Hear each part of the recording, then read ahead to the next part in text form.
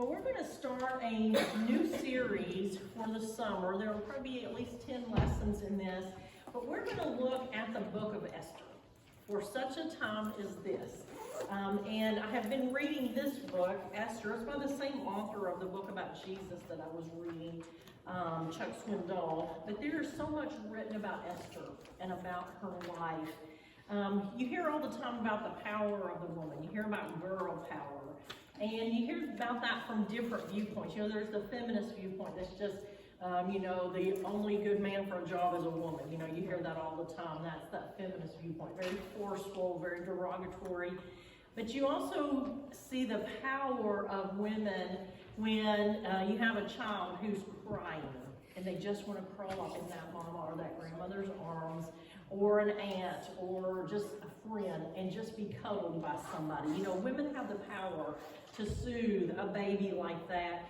But sometimes I've watched as women have walked into a room where something tense was going on and just can speak a word and just calm the situation down, because women tend to be calmer than men. You see the power in that. You see also the power if you watch historical documentaries of how there are women who were pioneer women, and they were able to endure riding in a wagon across the United States, birthing those babies along the trail, feeding, cooking, doing all the things that they did, and they had nothing. You know, I think we're so spoiled. We have water, we have electricity, we have cars that drive us everywhere. There are women down through time who had nothing like what we have today, and yet they still managed to raise those kids, take care of their family, keep their home, and be happy in that situation. Women have the power to do that. And then there are women that you can look at historically who had no choice in the situations that they were in. They were born into bad situations. They had to endure bad situations that they didn't choose to be in, either because of their family situation, because of the countries that they were born in. You know, I very often thank the Lord that I was not born in the Middle East. I mean, I cannot imagine being a woman in some of the settings that are around the world, but you look at the women who are there, and they're strong, and they're resilient, and somehow they survive in those settings that they had no choice over. And when you read the story of Esther, we kind of romanticize that story when we talk about, oh, the beautiful Queen Esther.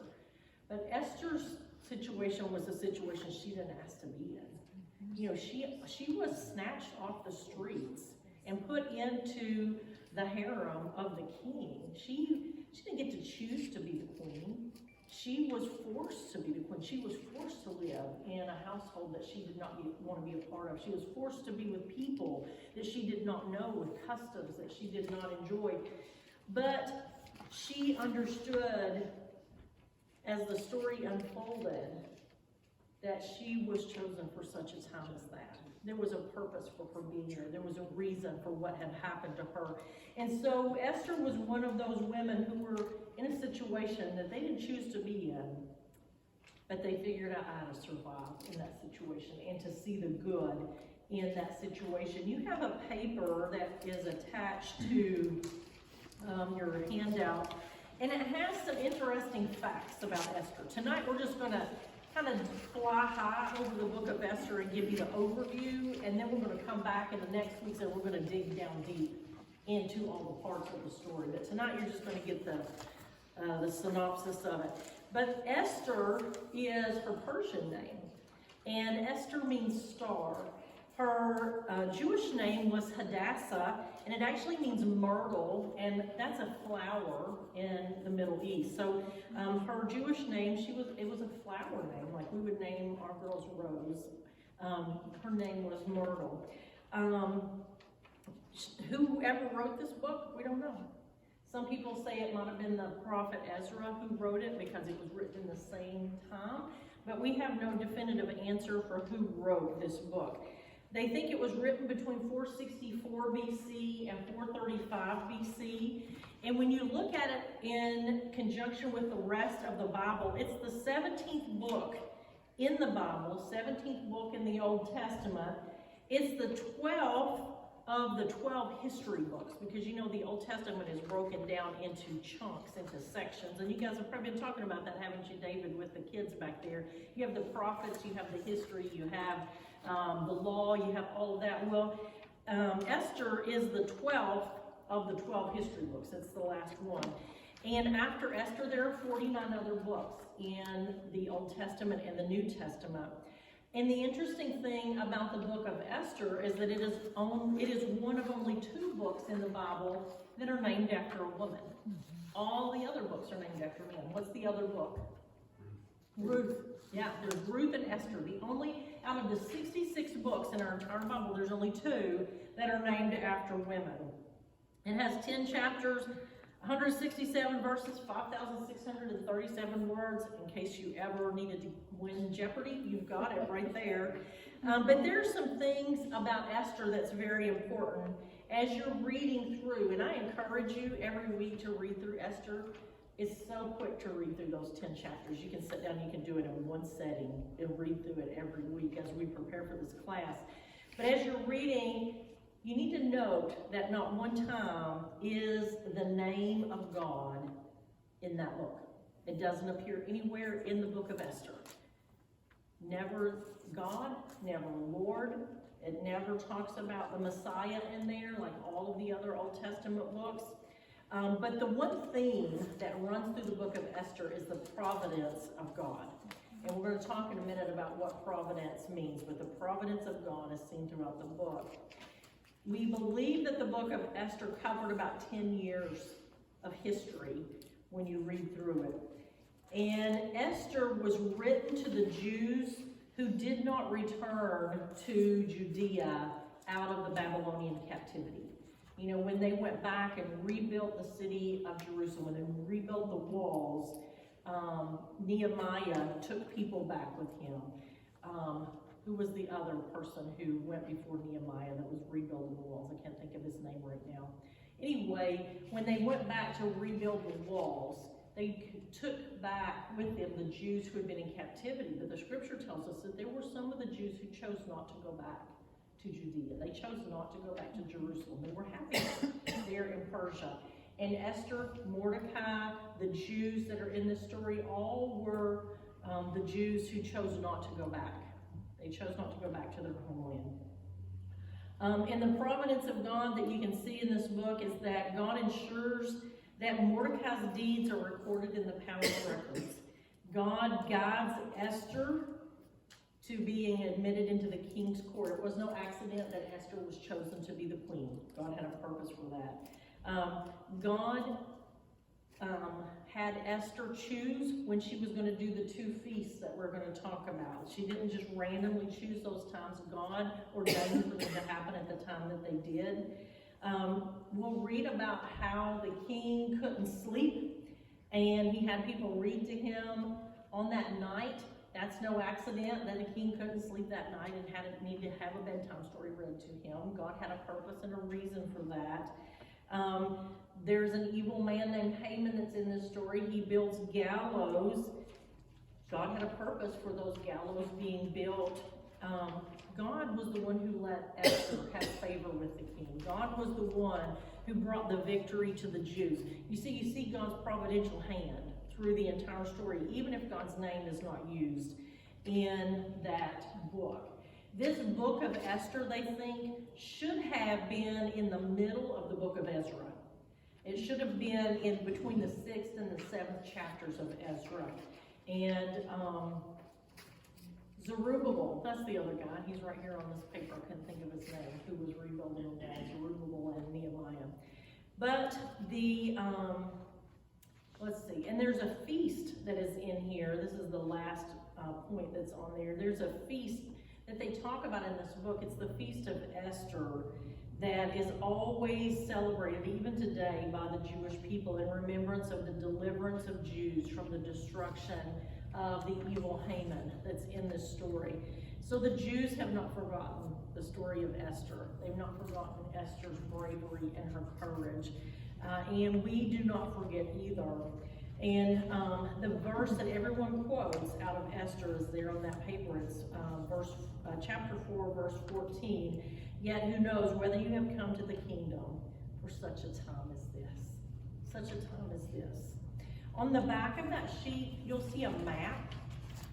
When you're reading that story, it helps me to see where the story took place and to understand where that is today in modern times. Yours may be a separate sheet. Mine's on the back. Yours may be a separate sheet. But the top map is the map of the Persian Empire in the days of Esther. And so right there in the middle, you see Syria, and you see Babylonia. That's where this story would have taken place. And then the map on the bottom is modern day, so you can see where it is in relation to today. That Syria, Iraq area is basically where this story takes place. So that'll just kind of help you visualize in your mind if you're someone who likes to visualize and know what's going on. And that's kind of your little cheat sheet as you're studying on this book of Esther. You can come back to these facts that's on that paper. But we were talking about the providence of God, and you can break that word providence down into the P-R-O, the pro part of it, and that means to go before or ahead of. And then the V-I-D-E-N-C-E is a word that's the providencia, the videncia part of it, but it means to see. And if you put that all together, and the providence of God means He who sees the events of life ahead of time.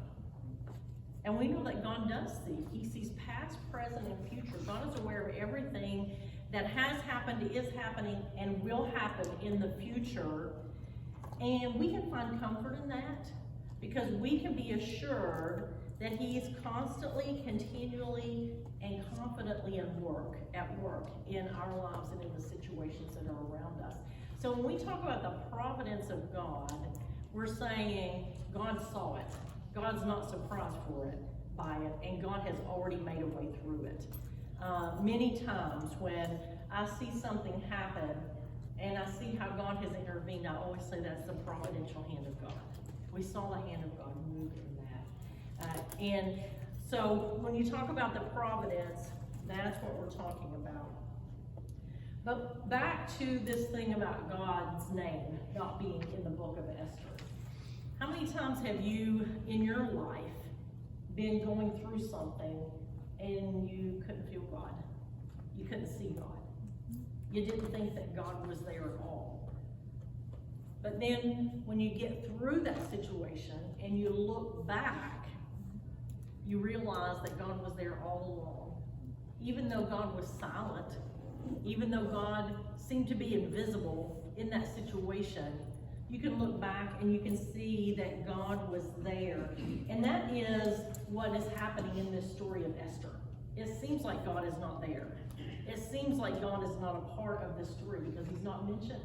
There's nothing really religious happening in this story. It seems like God is far away, but He's there. He's present in every scene of this story. In every event, He is there. And He proves to Esther and He proves to the Jews who He is. He proves that He was there for them all along in that situation. So, as we go through this, continue to hold on to this providential hand of God and see how God is moving, even though nowhere does it say, and God. But God, like it does in so many other scriptures. We know that God is at work. So to understand the story of Esther, you kind of got to know all the characters who are in there. And in Esther, there are 5 people who are the main characters in this story. And the very first one is King Ahasuerus. Ahasuerus. It's easier to say Xerxes, because that's the other name for Ahasuerus, is Xerxes, depending on the translation you have. Some translate it as King Xerxes. But he's in the very first 2 verses of the book of Esther. In Esther 1, verses 1 and 2, it says, "Now it took place in the days of Ahasuerus, the Ahasuerus who reigned from India to Ethiopia over 127 provinces. In those days, as King Ahasuerus sat on his royal throne, which was in Susa, the capital, in the 3rd year of his reign, he gave a banquet for all his princes and attendants, the army officers of Persia and Media, the nobles and the princes of his provinces being in his presence. So at the time that Esther's story begins, Ahasuerus had been reigning for 3 years. He reigned for 21 years altogether, and he was a powerful king. He reigned from Susa, which was the capital of the Persian Empire, and it said that was made up of 127 provinces. So at the time that he was king, he would have been the most powerful king in the world. He would have had more land than any other king in the world. The second character that comes into play in this story is Queen Vashti. And she was the queen of King Ahasuerus. Queen Vashti in verse 9 of chapter 1 says that she gave a banquet for the women in the palace, which belonged to the king. We don't know a whole lot about Queen Vashti, but we do know that she was a strong-minded woman. We know that she was an independent woman, and we also know that she was not afraid to defy the king. And ultimately, that cost her her position as the queen there in that country. We'll talk about that more next week. The third person in this story is a wicked officer whose name is Haman. And he's a wealthy, influential officer in the king's court. In fact, he was the next to the highest officer in the kingdom because the king had promoted him. In the 3rd chapter, the 1st verse, it says, after these events, King Ahasuerus promoted Haman, the son of Hammedatha, the Agagite, and advanced him and established his authority over all the princes who were with him. Haman was deceitful. Haman was conceited. Haman hated the Jews. He's the villain in this story. He's the bad guy in this story. Then the fourth person that is in the story is a man named Mordecai. Mordecai is a man of God, and he is a Jew who is living in Persia. Esther, the 2nd chapter, the 5th to the 6th verse, describes Mordecai. It says, now there was a Jew in Susa, the capital, whose name was Mordecai. He was the son of Jair, the son of Shimei, the son of Kish, a Benjaminite, who had been taken into exile from Jerusalem with the captives who had been exiled with Jeconiah, king of Judah, whom Nebuchadnezzar, the king of Babylon, had exiled. And so you get this big long run-on sentence that tells you basically that the Jews a long time ago had a civil war. The Jewish nation was divided in half into the northern kingdom and the southern kingdom. The northern kingdom was called Israel in the Old Testament. The southern kingdom was called Judah. And in both of those kingdoms, they had kings that did not always walk with God. And eventually God judged the people of the northern kingdom because of their unfaithfulness, sent the armies of Assyria to invade them. And as a result, the Jews of the northern kingdom went into bondage. More than 100 years later, God brought the same judgment against the southern kingdoms. So both kingdoms were punished by God for their unfaithfulness. This king that I just read there, that was the Jewish king, Jeconiah, we know him as Jehoiakim. Usually when we read the Old Testament, we understand him as Jehoiakim. He was a young king in Judah. He only wore the crown for 3 months when Nebuchadnezzar invaded, took all of the Jews captive into Babylon, removed all the temple treasures. And if you want to read about that, you can read about that in 2 Kings, the 24th chapter. 11 years later, Nebuchadnezzar returned, and he completely destroyed the city of Jerusalem, and he carried away all the Jews that were left into captivity. And then Nebuchadnezzar's kingdom, Babylon, fell into the hands of the Medo-Persians in 539 BC, and King Ahasuerus became the king of the Persian Empire about 100 years after that fall of Jerusalem. So the book of Esther is really just a slice in time. It's a slice in history that shows us what was happening in the lives of the Jews who were in exile there in Persia. And what comes out of the story is, no matter where you're at, no matter what happens in this world, no matter what kingdoms rise and what kingdoms fall, and how bad it seems at times, God never forgets his people. They were in a far land. Everything they knew had been destroyed. There was no temple. There was no city of Jerusalem. There was nothing of their former life left. They probably felt like they'd been abandoned and God had left them. But God had not forgotten them. And God will never forget us. If you are faithful to him, God will not forget you regardless of your situation and what's going on. And so Mordecai was a part of those Jews who were there in that Persian Empire. And he played an important role in the fifth character that is in this story. In the second chapter of Esther, the 7th verse, I know I'm jumping back and forth, and that's why I put those notes in there so you can, when you're reading, you can go back and actually flip through your Bible. But it says that Mordecai was bringing up Hadassah, that is Esther, who was his uncle's daughter, for she had neither father nor mother. Now the young lady was beautiful of form and face, and when her father and mother died, Mordecai took her as his own daughter. So we talked about before, Esther was a Persian name. That was the name that was given to her by the foreigners. Her name means star.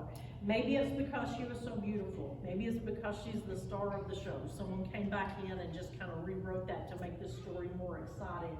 But she is the heroine in this story. She is the hero of this story of Esther.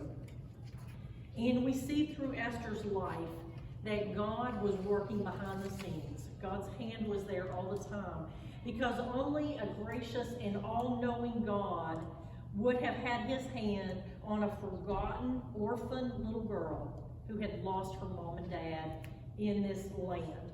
Only the providence of God would have been at work in the life of one lowly Jew who wasn't very important in a land where they were prisoner, to bring down the evil, to stop the evil that was there to destroy God's people completely. And so we can see in this story how God was there in the brokenness, in the loneliness, in the times when it didn't seem like there was a way out. God had a purpose. He had a reason for her being there. And so we look at this and we see in our lives, if God can work in the life of Esther, who was really nobody, just a little girl, really, she would have been like a young teenage girl at that time. She turned around a devastating situation. Genocide was getting ready to take place. An entire race of people were getting ready to be wiped out. And God worked through one little girl to change that. God can do that in your life. He can work through you to do powerful and mighty things, to change the course of history. Now that we have all the characters, we have 5 characters, now you got to understand the plot of what's happening in this story. And the very first thing that happens is in the 2nd chapter, the 21st verse, it says, in those days, while Mordecai was sitting at the king's gate, Bigthan, wouldn't you just love to name your kid Bigthan? Bigthan and Teresh, this kind of sounds like terror. Bigthan and Teresh, 2 of the king's officials, from those who guarded the door, became angry and sought to lay hands on King Ahasuerus. They sought to lay hands on the king. What does that mean? Yeah, they wanted to assassinate him. They weren't just going to pat him on the back. They weren't just going to rough him up a little bit. They wanted to assassinate him. And we have, here's Mordecai, who's sitting at the gate of the city. Probably looks like nobody's sitting there. They didn't pay much attention to him. And they were probably talking among themselves about their plan, what they were going to do. And Mordecai hears it. Isn't that the providential hand of God? How is it that the I don't know, what would he be, the adopted dad of Esther, the queen, is the one who's sitting at the gate listening to the conversation of the people who are going to assassinate the king. And so in Esther, the 2nd chapter, the 22nd through the 23rd verses, it says, "But the plot became known to Mordecai, and he told Queen Esther. And Esther informed the king in Mordecai's name." That means that Esther went and said, Mordecai, sitting at the gate, said, this is what he heard from the guards. Now, when the plot was investigated, verse 23, and found to be so, Bigthan and Teresh were both hanged on gallows, and it was written in the book of the Chronicles in the king's presence. The second part of the plot. This is where Haman comes into the story, the evil Haman that is there. Haman hates Mordecai. He hates Mordecai, one, because Mordecai is a Jew. He is not a Persian. So there's a black mark. He hates Mordecai. The second reason, because every time Haman walked by, being second in power in the entire land of Persia, he wanted everybody to bow down to him as he came by. He wanted everybody to give in to him, whatever he needed, whatever he wanted. He wanted to be honored. And Mordecai said, I bow to no man, not even the king. I only bow to the Lord. And so Haman decided that not only did Mordecai have to go, but all the Jews had to go, because all the Jews said, we are going to honor the first commandment, that we will have no other gods before our God. We will not bow down to anyone else, only our God. So Mordecai kind of riles up Haman, and Mordecai gets word about what Haman is planning, because Haman goes to the king, and he says to the king, if you'll do what I say, I'll make sure there's a lot of money comes into the treasury of the king, and all I ask is that you give me the right to get rid of the Jews that are in this land. Get rid of these people who don't honor the king, who don't honor the king's guard, and I'll make you a rich man if you let me do that. And the king said, hey, sounds good to me. People come and go. I'm always conquering another land. What's getting rid of these people? Because there will be more to come and take their place. And he gave him permission to do that. He said, go ahead and do whatever you need to do. And so Mordecai hears about the plan, because Mordecai sits at the gate.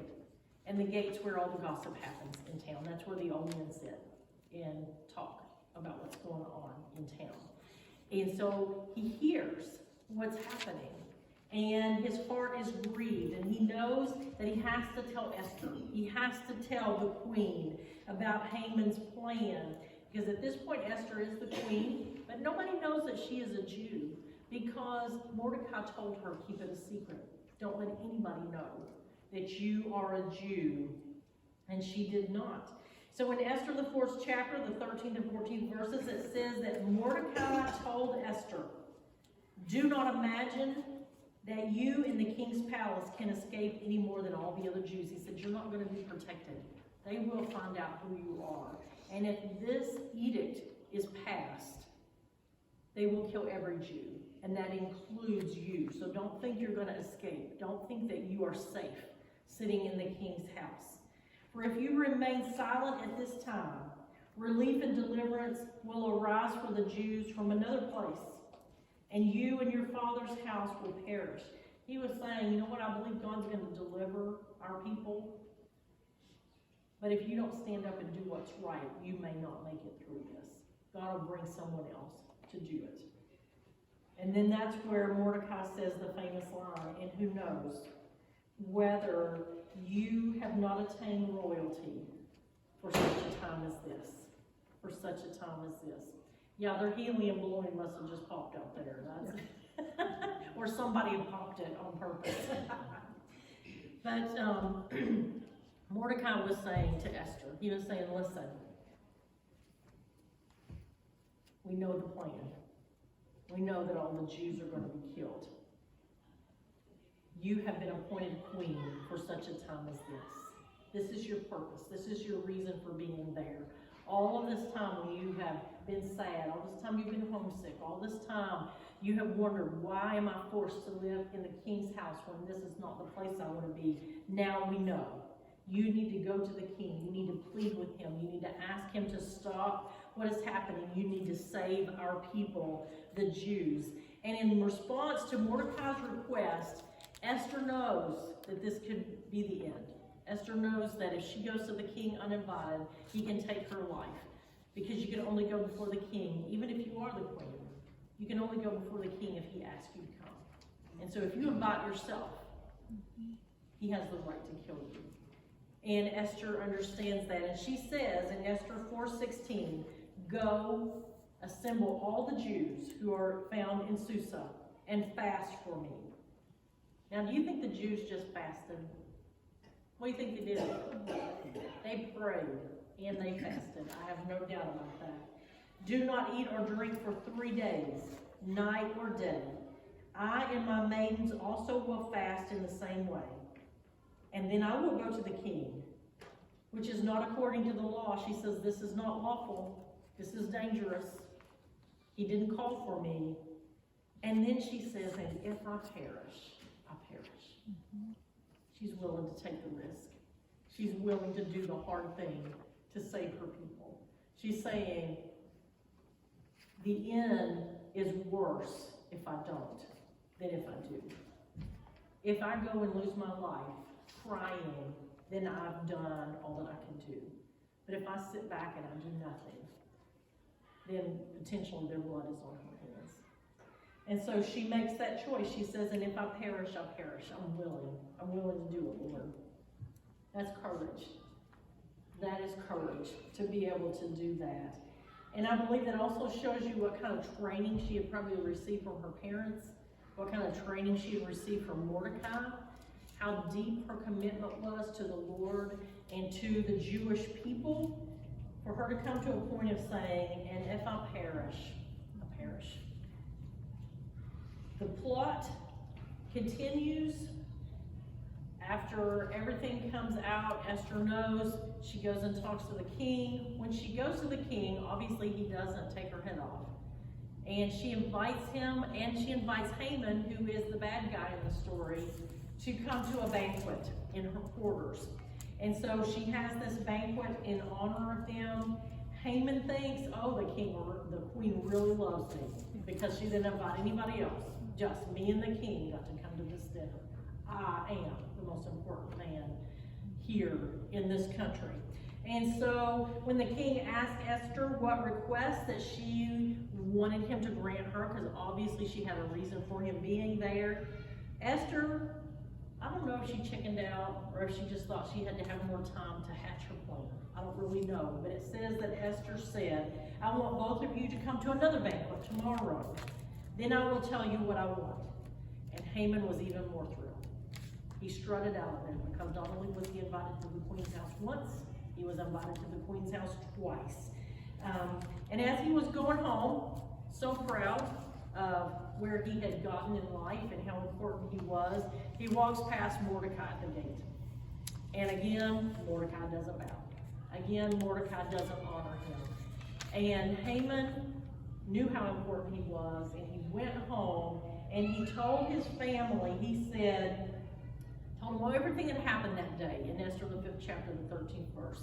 And he says, yet all of this doesn't satisfy me, because every time I see Mordecai the Jew sitting at the king's gate, it makes me angry. Basically, he was saying, Mordecai's driving me nuts, and I got to get rid of him. And his wife and all of his friends were there at his house, and they said in Esther the 5th chapter, the 14th verse, have a gallows 50 cubits high, or about 75 feet high, made, and in the morning ask the king to have Mordecai hanged on it. And then you can be happy. You can go to the banquet with the king and the queen, and you don't have to worry about Mordecai anymore. And the advice pleased Haman. So that night he had the gallows made. But at the same time that Haman was building the gallows, at the same time that Haman was planning to kill Mordecai when the sun rose in the morning, that's when the king couldn't sleep. That's when the king had insomnia, needed a bedtime story read to him. In the 6th chapter, the 1st verse, it says, during the night the king could not sleep, so he gave an order to bring the books of records, the chronicles, and they were read before the king. Don't you know that was the hand of God? Kept the king awake. He had to have a story read. So they were reading him basically the diary of what had been happening in the kingdom throughout that year. And it says in the 2nd verse of the 6th chapter, and it was found written that Mordecai had reported concerning Bigthan and Teresh, 2 of the king's eunuchs who were doorkeepers, and they had sought to lay hands on King Ahasuerus. And the king said, did anybody ever reward Mordecai for that? A man saved my life, and nobody's done anything about it. And they said, no, nothing has been done for him. Haman's out there building the gallows, planning on killing Mordecai. The king's laying in bed, they're reading the story to him, and suddenly he realizes, oh, I need to honor Mordecai. I need to do something nice for Mordecai. And the king says, we need to take care of this.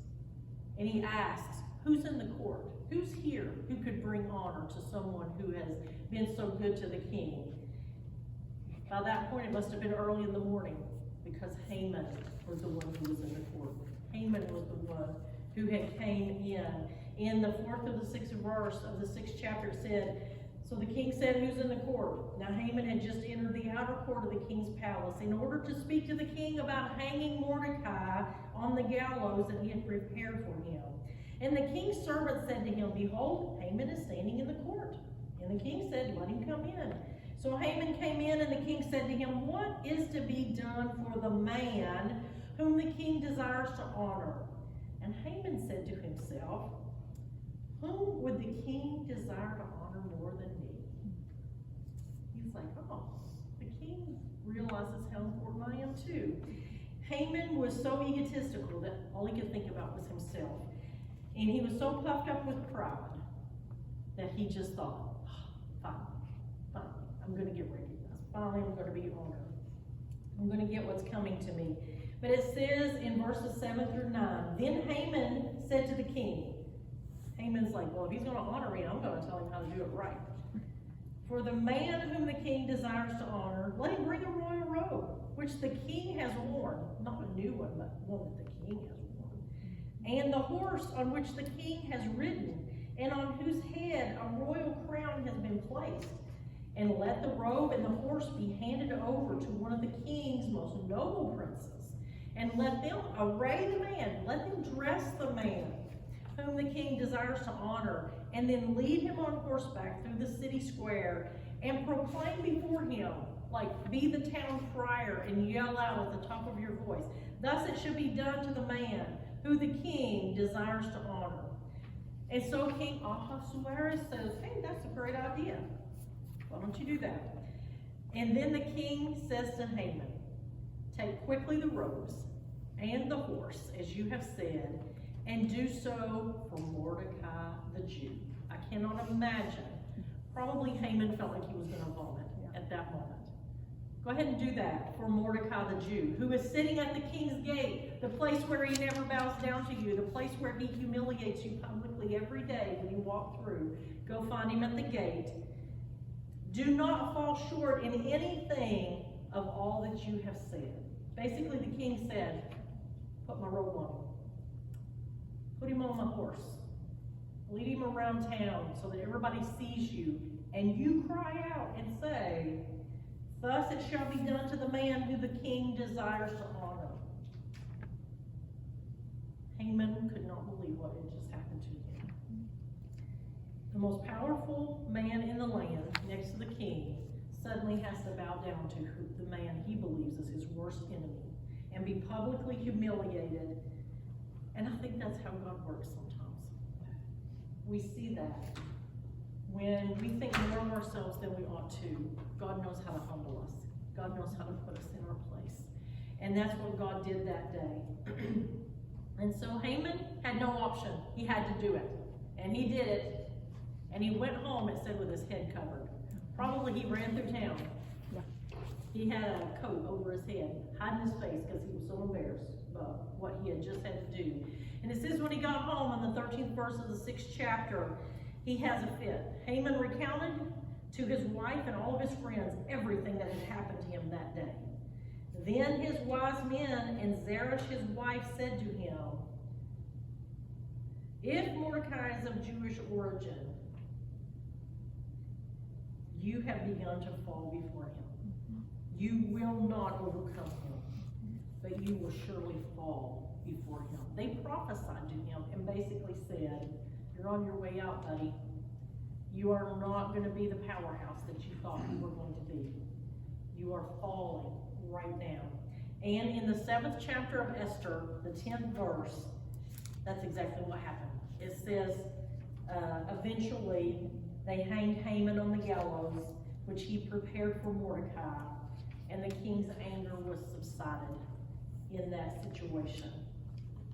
And so that's kind of the overview of that whole book of Esther. That gives you the high points of it. We're going to come back and we're going to look at all the details of that and kind of apply it to our lives. But tonight, in this story, what are the things that we can apply to our hearts and to our lives? You know, there's a lot of history. Yeah, you can talk about all the captivities and the kings and the kingdoms and all of those things. But really, what does that mean to us? What does that mean to us in our lives? You know, there are things in our lives that the enemy is always trying to build a gallows in our lives. Just like Haman was trying to build gallows to kill Mordecai. We have an enemy who is always trying to build gallows to kill us, to destroy us, to take us down. And we have to be aware of that. We have to know that he's always there, trying to hurt us, trying to derail us, trying to keep us from serving God, trying to keep us from making heaven our home. And we need to understand that sometimes in all of the chaos, when things are happening in our lives around us, sometimes we just need to be quiet. And we need to sit back for a little bit. Just like Mordecai, he didn't fight against Haman. He just sat at the gate every day. He just sat quietly and watched all that was going on. And when he could do good, he did good. And eventually the king took note of the good that Mordecai did. God watches us. We don't have to fight. We don't have to defend ourselves. We don't have to cause a ruckus when the enemy is coming at us. Sometimes we just need to sit and be still because God, the one who is immortal, the one who sometimes seems to be invisible, the one that we know has all wisdom, who's all powerful, who's all knowing, who's all seeing, he is at work behind the scenes. You don't have to defend yourself. God will do that for you. That's why God says, vengeance is mine, says the Lord. That's why the scripture tells us to be still and to let God move. The enemy tells you, you need to do something. The enemy says, you need to defend yourself. The enemy says, you need to give him a piece of your mind. You need to take care of the situation. Sometimes we just need to be still. We just need to sit. And we need to listen. And we need to look and see where God is moving in a situation. And we also need to be like Mordecai was, because Mordecai was convinced. You remember when he told Esther, you know, you're here in this time for this purpose.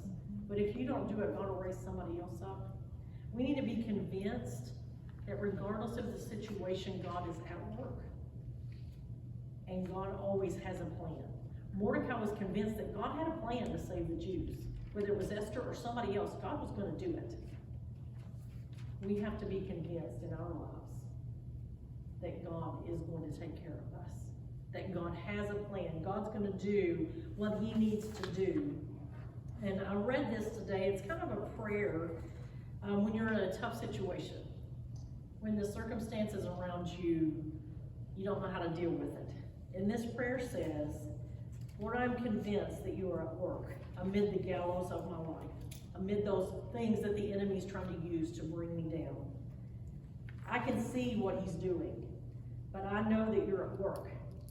I cannot change the events, but I know you, God, are there in the midst of them. Rescue me. I come to you in the name of Christ. I come to you alone. And sometimes I think we need to pray those kinds of prayers. God, I'm convinced that you're there. I'm convinced that you got a plan, even if I don't see it. And that strengthens our heart. It strengthens our faith. But listen, you also have an enemy who hears that and knows that you're not wavering, and knows that you can't be swayed, and knows that regardless of how many times he hits you, no matter how many times he tries to take you down, no matter if he takes everything away from you just like he did Job, you're going to say, the Lord gives and the Lord takes away, but blessed be the name of the Lord.